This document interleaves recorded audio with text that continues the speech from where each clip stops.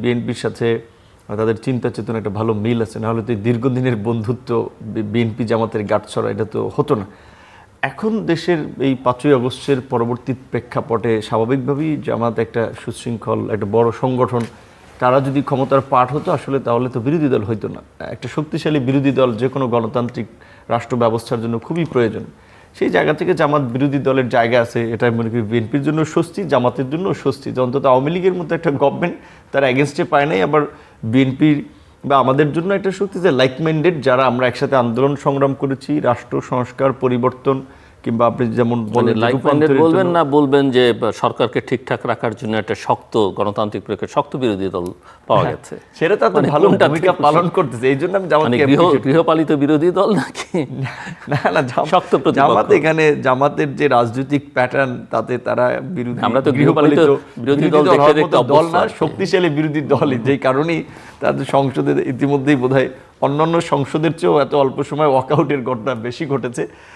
তো সংস্কারের কথা যেটা বলছে, এটা আমরাও ব্যক্তিগতভাবে বিএনপি সহ, এবং আমি তো নিজে ঐক্যমত্য কমিশনের আলোচনায় ছিলাম, এবং আজকেও প্রধানমন্ত্রীর যেটা আমরা আপনার সেনা দরবার হলে যে বক্তব্য আপনার পত্রপত্রিকা গণমাধ্যমে এসেছে ইতিমধ্যেই, সেখানে পরিষ্কারভাবে প্রধানমন্ত্রী বলছেন যে জুলাইয়ের প্রতিটি অঙ্গীকার আমরা অক্ষরে অক্ষরে বাস্তবায়ন করতে অঙ্গীকারাবদ্ধ। প্রধানমন্ত্রী বলেছেন, সালাউদ্দিন ভাই আমাদের মাননীয় স্বরাষ্ট্রমন্ত্রী একাধিকবার পার্লামেন্টে দাঁড়িয়ে বলেছেন, এই বক্তব্য রেকর্ড আছে। এখন যেটা আমি মনে করি যে যেই কয়েকটি অধ্যাদেশ বাস্তবায়ন নিয়ে একটু দ্বিমত হচ্ছে, সেখানে কিন্তু ভাই বলেছে সংসদে যেহেতু সবগুলো কমিটি হয় নাই, একটা বিশেষ কমিটি আছে, যেই কমিটি মূলত এই গুরুত্বপূর্ণ অধ্যাদেশগুলো আলাপ আলোচনা করেই কিন্তু সংসদে তোলা হচ্ছে এবং বাস্তবায়নের একটা সিদ্ধান্ত নেওয়া হচ্ছে। সেখানে হয়তো দু একটি জায়গায় বিশেষ করে বিরোধী দলের আপত্তির জায়গা আছে। স্বাভাবিকভাবে যারা 2/3 একটা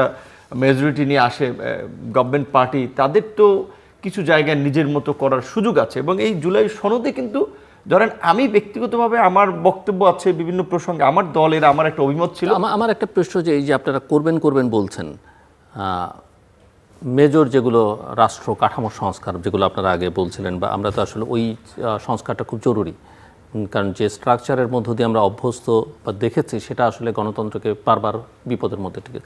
সেটা কতদিন সময় লাগবে, মানে কত মাসের মধ্যে বা কত বছরের মধ্যে আপনারা করবেন, নাকি এই আশার বাণী আপনারা একেবারে শেষ মুহূর্ত পর্যন্ত শুনিয়ে যাবেন, 5 বছরের শেষ মুহূর্ত পর্যন্ত, এবং শেষে গিয়ে হয়তো কিছু করলেন না? সেটাতে তো ধরেন আমি ব্যক্তিগতভাবে সমর্থন। আন্দালিব রহমান পার্থ সংসদ সদস্য আমাদের একটা বক্তব্য রেখেছেন, সেখানে তিনি বিভিন্ন প্রসঙ্গে বলতে গিয়ে বিরোধী দলের সমালোচনা করেছেন, ভালো কথার প্রশংসা করেছেন, এবং শেষে একটা লাইন বলেছেন যে জুলাইয়ের বাইরে যদি কেউ যায় আমি নাই, আমিও নাই, এটা অনেকেই থাকবে না। কারণ এখানে সকলের একটা তিক্ত অভিজ্ঞতা আমরা দেখেছি। সুতরাং রাষ্ট্র ব্যবস্থার সংস্কারটা প্রয়োজন, সেটা উপলব্ধি করেই তো দীর্ঘদিন একটা রাজনৈতিক আলাপ আলোচনা, বলা চলে এটা একটা ঐতিহাসিক রাজনৈতিক সমঝোতার দলিল এই জুলাই জাতীয় সনদ, যেটা বাস্তবায়নের জন্য আমরা সবাই মনে করি অঙ্গীকারাবদ্ধ। এখন যেটা সরকারের পক্ষ থেকে বলা হয়েছে, সেখানে আমরাও যেটা আস্থাটা বিশ্বাসটা রাখতে চাই, এই কারণে যে আপনার আইন আপনার সময়ের কারণে কিছু বাধ্যবাধকতা ছিল, যেই কারণে 90টা আপনার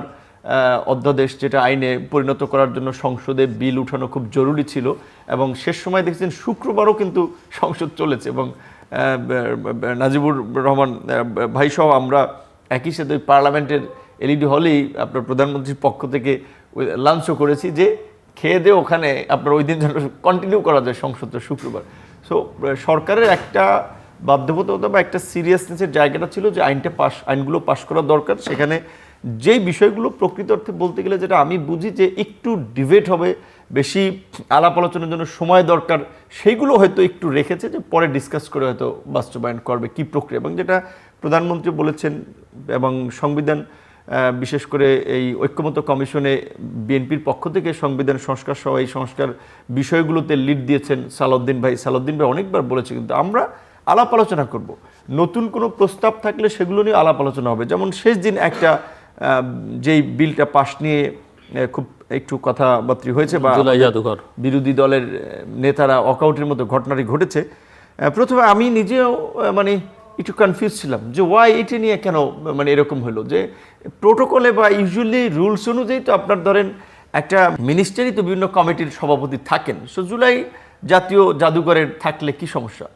তো সেটা আপনার ওকে না না হলে সেটা একটা সচিব হতে পারে, সেটা না আমরা ছাড় দিলাম। পরে ওখানে আরেকটা ধারা দেখলাম, যেটা হচ্ছে যে আপনি জুলাই জাতীয় জাদুঘরের একজনকে দায়িত্ব দলের সভাপতি, তাকে অপসারণের কোনো বিধান রাখা হয় না। অর্থাৎ সে যদি আপনি বসাইলেন, সে যদি উল্টাপাল্টা কাজ করলো কিংবা জুলাইয়ের বিপরীতেই কাজ করলো, তাকে সরানোর কোনো জায়গা থাকতেছে না। যেই কারণে ওই বিধানটা আপনার সরকারি দলের পক্ষ থেকে বলেছে না, এটা তো হতে পারে না। তখন মন্ত্রীকে ওইটার প্রেসিডেন্ট করা হয়েছে, যাতে যদি না সরানো যায় তাহলে মন্ত্রী থাকবে, আর মন্ত্রী যখন যে গভর্নমেন্ট থাকবে তার মন্ত্রী, সামনে যদি জামাত কিংবা অন্য দল এনসিপি সরকার গঠন করে তাদের মন্ত্রী থাকবে। তো ওই জায়গা থেকে তখন আমি আরও কিছু আইন নিয়ে দেখেছি যে হ্যাঁ, যেহেতু বিএনপি 2/3 মেজরিটি পেয়েছে, তার কিন্তু নোট অফ ডিসেন্ট ছিল, যেটার সাথে আমি ওই জাতীয় ঐক্যমত্য কমিশন এগ্রি ছিলাম না, কিন্তু বিএনপি তো নোট অফ ডিসেন্ট দিয়েছে যে এইটা আমি আমার মতো করতে চাই, আমাকে জনগণের কাছে যেতে চান। যেখানে জুলাই জাতীয় সনদে কিন্তু পরিষ্কার বলা আছে যে নোট অফ ডিসেন্টের পাশাপাশি যে একটি দল ভিন্ন মত দিয়েছে, সুতরাং তারা যদি তাদের দাবি নিয়ে জনগণের কাছে যায়, জনগণ যদি তাদেরকে সমর্থন করে, তাহলে তারা তাদের মতো করবে। এইখানে কিন্তু আমরাও খুব বেশি বিএনপিকে, সরকারকে চাপাচাপি করার জায়গা নেই, কারণ পিপল তো তাকে সমর্থন দিয়েছে এবং তার তো নোট অফ ডিসেন্ট সে তো আগেই বলেছে। জি বাদশা নজিব, দেখেন এখানে বলছেন ওনারা অক্ষর অক্ষরে বাস্তবায়ন করবেন, আবার বলছেন সালাউদ্দিন সাহেব বলছেন যে এই গণভোটের বিষয়টা এটা একটা প্রতারণার দলিল, ফ্রড অন কনস্টিটিউশন। ওনাদের 31 দফার প্রথম দফায় ওনারা বলছেন সংবিধান সংস্কার কমিশন গঠন করবেন।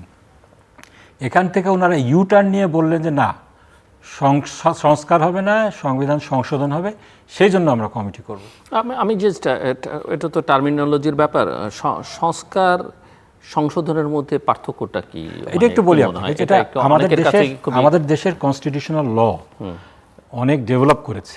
এই কনস্টিটিউশনাল ল আপনার এই সংবিধানের সকল কিছু সংসদকে চেঞ্জ করার জন্য পারমিশন দেয় না। আমি এটা সংসদে বলেছি এবং এটা স্বীকারও করে নেওয়া হয়েছে। আমাদের যেমন ধরেন জুলাইয়ের সনদের মধ্যে আছে যে আমাদের যেই সর্বোচ্চ আদালত হাইকোর্ট আছে, এটাকে ডিসেন্ট্রালাইজ করা হবে, বিকেন্দ্রীকরণ করা হবে। ঢাকায় এটা আছে, এটাকে রাজশাহীতে নিয়ে যাওয়া হবে, একসময় করা হয়েছিল, সেটা একসময় করা হয়েছিল, ওটাতে আসছি। পরে একসময় করা হয়েছে, সেটা হলো এরশাদ সরকারের সময় 2/3 মেজরিটির বলেই সংসদকে সর্বোচ্চ আদালতকে বিকেন্দ্রীকরণ করা হয়েছে, 8টা বিভাগে নিয়ে যাওয়া হয়েছিল। 8টা বিভাগে নিয়ে যাওয়া হয়েছিল। তৎপরিপ্রেক্ষিতে একটি মামলা হয়, এই মামলাটার নাম হলো আনোয়ার হোসেন চৌধুরী মামলা। এই মামলায় হাইকোর্ট বলল যে সংবিধানের কিছু ধারা আছে, এই ধারাগুলোকে, এটা যেহেতু সংবিধানের মৌলিক কাঠামোর অংশ, আপনি চাইলেও এটাকে পরিবর্তন করতে পারেন না।